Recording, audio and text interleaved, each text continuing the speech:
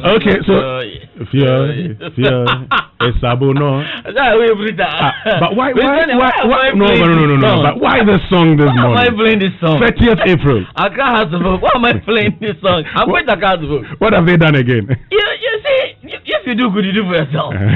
That's true. If you do bad, you do for yourself. Why somebody do bad for her? No, let me explain. It's become a commonplace for most celebrities, on Twitter and various social media accounts, to put, I'm donating, I'm giving you guys 10 CDs, I'm giving you guys 100 CDs, I'm giving you guys 50 CDs. Mm-hmm. Now, one of those posts from Ifyodo. Ifyodo. Yeah, Ifyodo, yeah. Fantastic Ifyodo. Ifyodo just, she tweeted, it says, "Good morning, my babies. I want to feed just 10 people this morning. Send your Momo number. I can only do 10. Okay. Sorry for the low amount, but I told you all I was bleeding small." So this is Ifyodo. Then under the post, Asvoke player, which is a Twitter account, Manaf Guma Jr. Put his Momo number there. For how much? He said she was going to do for 10 people. 10 people. So the guy checked and said, "Hey, after has a player away, he can't put the number for there." If you know what they have. Then the club had to respond. Mm-hmm. So the club issued a response and said, "Fake news." Oh, okay. Manaf's account has been hacked. And I'm saying, we have to, these hackers in this town, this is the weirdest hacker we have in this town. Why? Because that hacker goes for an account that has only 794 followers. And the hacker manages to get the phone number of the player and wants the Momo. Oh no, this hacker. but hold on. No, but you hold on. How is it? So, as of folk, have they paid their players? No, I don't know. Oh no, we have to know. Well, because the way things are going, they don't owe anybody. They don't owe anybody. So they paid all the players. Every player, and this account has been hacked. So your evidence from the foregoing is that Manaf's account has not been hacked. No. How do I hack your account and I get your Momo number? Maybe this is a known hacker. The hacker actually knows Manaf. He knows the guy. But how can he get the money? How do you get the money? But how did you also know that the number is Manaf's number? It's Manaf's number. Go check him. We know they work with MTN. MTN is sponsor with you. You can't go wrong. So Manaf, it's an MTN number. So Manaf requests for more money. We all go try to send up the mobile because he say if you send two, Manaf, you know that mobile money there. We register your name. Mm-hmm. So if you have my number, you try. You see George Ado. You have my number. Yeah, of course. So you try send. I'll give you the number. Try send. You see the number will come. Whether it be hacker or enough. So that's why you are playing if you do good. People, you do for yourself. If you do bad too. You do for yourself. The JoySports Center is brought to you by MTN. Choose your bundle your own way with MTN Flexi Bundle. Just dial *138# and enjoy bundles that don't expire. And Standard Chartered Bank here for good. And it's definitely time for the sports now. George Ado Jr.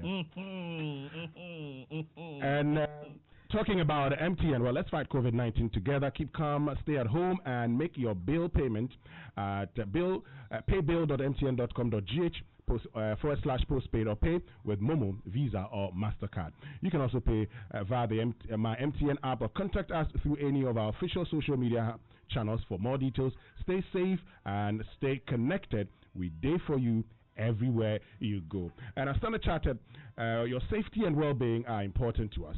We understand there may be heightened levels of anxiety during this period. We would encourage you to remain calm and adhere to all the precautionary measures shared by the health authorities. Wash your hands frequently, use alcohol-based hand sanitizers, avoid touching your face, and remember to cough or sneeze into a tissue and dispose of it right after. Our health and safety units have significantly stepped up the frequency and cleaning of our branches and any touchable surfaces or platforms that you might use, including our ATMs and desks in our branches and offices. Given the protocols around social distancing, we recommend the use of our digital channels, including the SC mobile app, the straight-to-bank platforms, which are available 24/7 for all transactions. The good thing about banking on our digital channels is that you might just win amazing rewards anytime you transact on the SC mobile. Please stay safe and keep well. Standard Chartered, here for good and here for the sport. Winstonia, but we got to chaotic shout. Sure. Happy 40th birthday to Gertrude Senior Crimson, nursing officer at a Manfrom Polyclinic from your husband, children, and all loved ones. Then also to Dr. Elvis Amenyito, that's lecturer at Gimpa. Happy 50th birthday.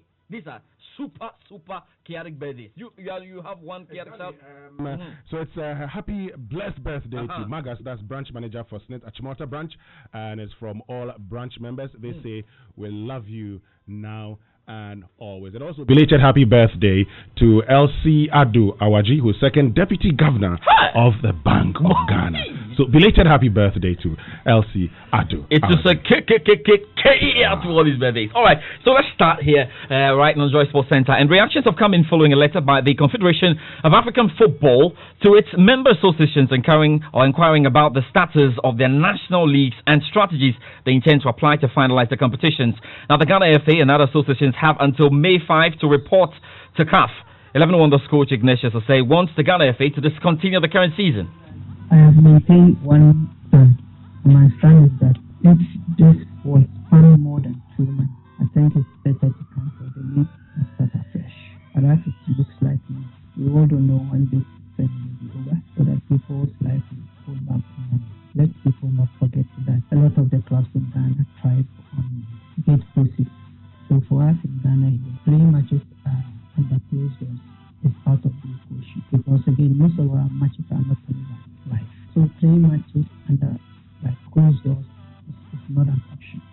And if it's not an option, can we, the clubs, or a lot of the clubs, afford travel and sleep? For example, we travel to Accra.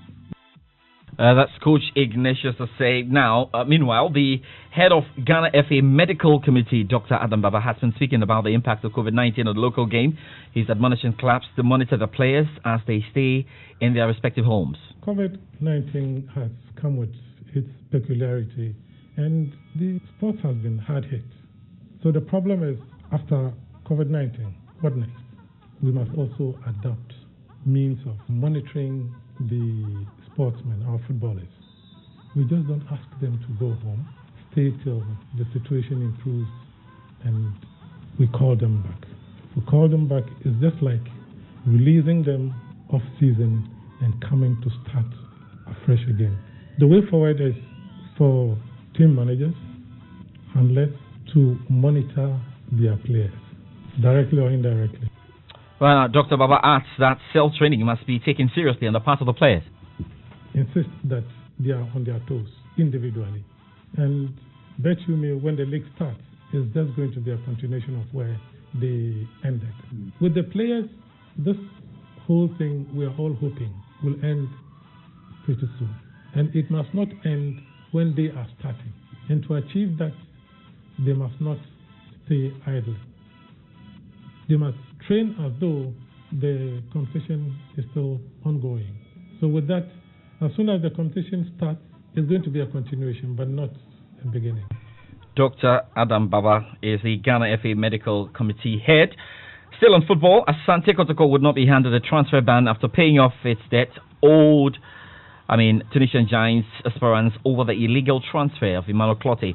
Now, a $240,000 fine was slapped on the club by FIFA, comprising $180,000 for the player's transfer fee, $45,000 representing the accrued interest, and $15,000 for the failure to respect a FIFA decision. Here's Communications Director of the club, Kennedy Boachiansa. You know, when the issue happened, yes, indeed, the supporters actually made attempts through the sector's leadership, led by Mr. Christopher Demian de Chris. They actually wrote to management wanting to assist the club if they all discussed. But, you know, we all know in normal times at this moment in time, because of the COVID outbreak. So the chairman also felt that, he would want to show that responsibility. And when it is that the whole country is back to normal times, then the supporters can also contribute something to running of the club. So he actually paid $30,000 to Esperance, and then another $15,000, $525 to FIFA as a result of our failure to comply with the FIFA directive. So totaling $45,000, $525. Well, let's take a quick call because the owner and life patron of the club, His Majesty Otumfuo Osei Tutu II, Asantehene, has formed a 3-member committee to conduct an investigation into affairs of the club. According to a new statement from Asia signed by Kofi Badu, who is the chief of staff at the office of the Asantehene, the new committee will be chaired by Professor Lydia Nkansa, Dean of the Faculty of Law, Kwame Nkrumah University of Science and Technology. Other members of the committee are Mr. Kofi Owusu and Lawrence Bruce Che as well. Now, plans to restart the National Rugby League in Australia on May 28 have not been without problems. Now, despite talks, with clubs, broadcast partners, and other stakeholders, the Australian Rugby League Commission have fresh setbacks to deal with from some of the leading players. The BBC's Chris Mitchell is on the beat on reports. The latest is that the players are threatening to withdraw their labour. They're due to start training on May the 4th, on Monday, but some of the leading players have turned around and said that they're not happy to do so because basically the league haven't laid out what the details are, including their pay and the strict biosecurity measures that the NRL have promised in order for the league to go ahead. But I mean, this from the very outset, from the very moment at the beginning of April when they said that they would like to resume the season on May the 28th, we've been seeing the cart really put before the horse on so many occasions.